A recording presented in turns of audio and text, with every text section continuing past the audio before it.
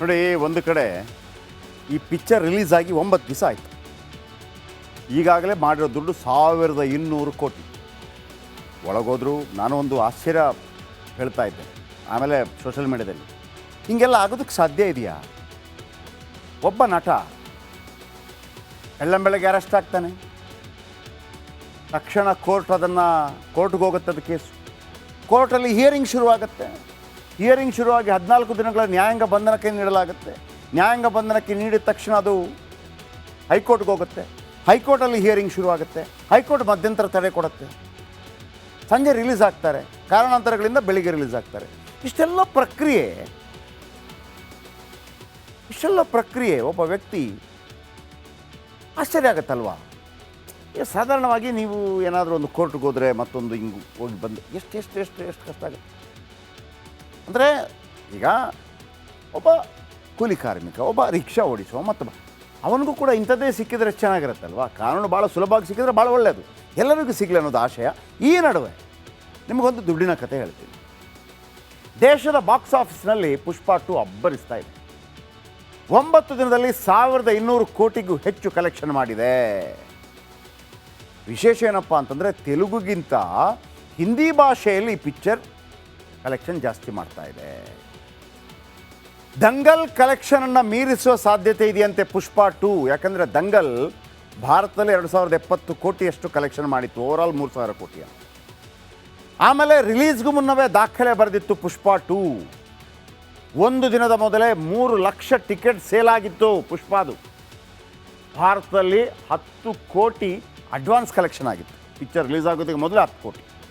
Opening day ಅದು ಮಹತ್ವವಾಗಿರುತ್ತೆ ಎಲ್ಲ picture. ಹಲವು ದಾಖಲೆ ಬರೆದ ಪುಷ್ಪ 2 ಮೊದಲ ದಿನ ಬರೋಬ್ಬರಿ 294 ಕೋಟಿ ಬಾಚಿತ್ತು. ನೆನಪಿಟ್ಕೊಳ್ಳಿ, 294 ಕೋಟಿ. ಇದರ ಮಿಡ್ಲಲ್ಲಿ ಇನ್ನೊಂದು ವಿಚಾರ ಏನಪ್ಪ ಅಂತಂದರೆ, ನನ್ನ ಲೆಕ್ಕ ಪ್ರಕಾರ 60-70 ಅಥವಾ 100 ಕೋಟಿಯೋ ಕರ್ನಾಟಕದಿಂದ ಆಗಿದೆ. ಅಂದರೆ 100 ಕೋಟಿ ಕರ್ನಾಟಕದಲ್ಲಿ ಒಂದು ತೆಲುಗು ಸಿನಿಮಾಕ್ಕೆ ಹೋಗುತ್ತೆ. ನಾವು ಅದ್ಭುತ ಕನ್ನಡ ಸಿನಿಮಾಗಳನ್ನು ಮಾಡಿದರೆ ಆ ದುಡ್ಡು ಇಲ್ಲಿ ಖಂಡಿತವಾಗಲು ಎತ್ತಬಹುದು ಅನ್ನೋದನ್ನು ನಮ್ಮವ್ರು ಅರ್ಥ ಮಾಡ್ಕೋಬೇಕು. ಬಾಹುಬಲಿ ಕೂಡ ಇಲ್ಲಿ ಒಂದು 100 ಕೋಟಿ ಎತ್ಕೊಂಡೋಯ್ತು. RRR ಎತ್ಕೊಂಡೋಯ್ತು. ನಮ್ಮ ಕನ್ನಡ ಸಿನಿಮಾಗಳು ಕೂಡ ಅಂಥ ಸಿನಿಮಾ, ಕಾಂತಾರನು ಮಾಡಿದೆ ಇಲ್ಲ ಅಂತಲ್ಲ, ಆದರೆ ಉಳಿದ ಸಿನಿಮಾಗಳು ಈಗಲೂ ಕೂಡ ನಾನು ಯಾರು ಗೊತ್ತಾ ಹುಲಿ, ನಾನು ಯಾರು ಗೊತ್ತಾ ಸಿಂಹ, ನಾನು ಯಾರು ಗೊತ್ತಾ ಚಿರತೆ, ನಾನು ಯಾರು ಗೊತ್ತಾ ಅಲ್ಲೇ ಇದ್ದೀವಿ ನಾವು. ನಾನು ಯಾರು ಗೊತ್ತಾ, ಅದು ಎಷ್ಟು ವರ್ಷ ಆಯ್ತು ರೀ ಅದು ಅಂತ ಕೇಳಿ ಹೊಸ ಥರದ ಸಿನಿಮಾಗಳು ಬರಬೇಕು, ಮನೋರಂಜನೆ ಇರಬೇಕು. ಈ ಪಿಕ್ಚರು RRR ಬಾಹುಬಲಿ ದಾಖಲೆ ಮುರಿದಿದ್ದ ಅಲ್ಲು ಅರ್ಜುನ್. RRR 223 ಕೋಟಿ ರೂಪಾಯಿ, ಬಾಹುಬಲಿ 214 ಕೋಟಿ ಬಾಚಿತ್ತು ಒಂದೇ ದಿನದಲ್ಲಿ. ಆಮೇಲೆ ಈಗ ನಾನು ದರ್ಶನ್ ಅವರ ಬಗ್ಗೆ ಹೇಳ್ತಾ ಇದ್ದೆ. ಒಂದು ಸಿನಿಮಾಗೆ 22 ಕೋಟಿ ರೂಪಾಯಿ ಪಡ್ಕೋತಾರೆ ಭಾರತದಲ್ಲಿ, ಕರ್ನಾಟಕದಲ್ಲಿ ಅದು ಅತಿ ದೊಡ್ಡ ರೆಕಾರ್ಡ್ ಅಂತ ಹೇಳಿ. ನಾವು ಮತ್ತು ತೆಲುಗುನಾಡು ಅಥವಾ ತೆಲಂಗಾಣ, ಆಂಧ್ರ ಪ್ರದೇಶ ಅಕ್ಕಪಕ್ಕದಲ್ಲಿದ್ದೀವಿ. ದರ್ಶನ್ ಅವರಿಗೆ ಒಂದು ಸಿನಿಮಾಗೆ 22 ಕೋಟಿ ರೂಪಾಯಿ. ಈ ಅಲ್ಲು ಅರ್ಜುನ್ಗೆ ಈ ಸಿನಿಮಾಗೆ ಎಷ್ಟು ಗೊತ್ತಾ ರೆಮ್ಯುನರೇಷನ್? 300 ಕೋಟಿ ರೂಪಾಯಿ, 300 crore. ಚಿತ್ರದ ನಿರ್ಮಾಣಕ್ಕೆ 500 ಕೋಟಿ ಬೇಕಾಗಿತ್ತಂತೆ, 500 ಕೋಟಿ. ಆದರೆ 9 ದಿನದಲ್ಲೇ 1500 ಕೋಟಿ ಕಲೆಕ್ಷನ್ ಮಾಡಿಯಾಗಿದೆ. ಇನ್ನು ಸ್ಯಾಟಲೈಟು, OTT, GTT, ಮ್ಯೂಸಿಕ್ ಲೆಕ್ಕ ನಮಗೆ ಗೊತ್ತಿಲ್ಲ ಇನ್ನು. ಈಗ ಈ ಇನ್ಸಿಡೆಂಟ್ ಆಯ್ತಲ್ಲ, ಇದು ಸಿನಿಮಾ ತಂಡಕ್ಕೆ ದೊಡ್ಡ ಪ್ರಮಾಣದ ವರ. ನೀವು 200 ಕೋಟಿ ಖರ್ಚು ಮಾಡಿದರೂ ಕೂಡ ಇಷ್ಟು ಪ್ರಚಾರ ಸಿಗ್ತಾ ಇರಲಿಲ್ಲ. 200 ಕೋಟಿ ತಗೊಂಡೋಗಿದ್ರು ಕೂಡ ಎಲ್ಲ ಪೇಪರಲ್ಲಿ, ಎಲ್ಲ TV ಗಳಲ್ಲಿ ಒಂದೇ ಕಾಲಕ್ಕೆ ಬೆಳಗ್ಗೆಯಿಂದ ಸಂಜೆ ತನಕ ಹಿಂಗೆ ಬರ್ತಾ ಇತ್ತಾ? ಬಂತು. ಈಗ ನೋಡಿ ನೀವು ಈ ಸಿನಿಮಾದ ಕಲೆಕ್ಷನ್ ಎಲ್ಲಿಗೆ ಹೋಗುತ್ತೆ ಅಂತ. ಒಟ್ಟಾರೆಯಾಗಿ ಈ ಒಂದು ಸನ್ನಿವೇಶ ಅದನ್ನು ಒಂದು ಅವಕಾಶವಾಗಿ ಮಾರ್ಪಡಿಸಿಕೊಂಡಿದೆ ಈ ಚಿತ್ರತಂಡ ಅಂತ ನನಗನ್ಸುತ್ತೆ. ಓಕೆ, ನೋಡಿ, ಒಂದು ಕಡೆ ಈ ಪಿಕ್ಚರ್ ರಿಲೀಸ್ ಆಗಿ 9 ದಿವಸ ಆಯಿತು. ಈಗಾಗಲೇ ಮಾಡಿರೋ ದುಡ್ಡು 1200 ಕೋಟಿ.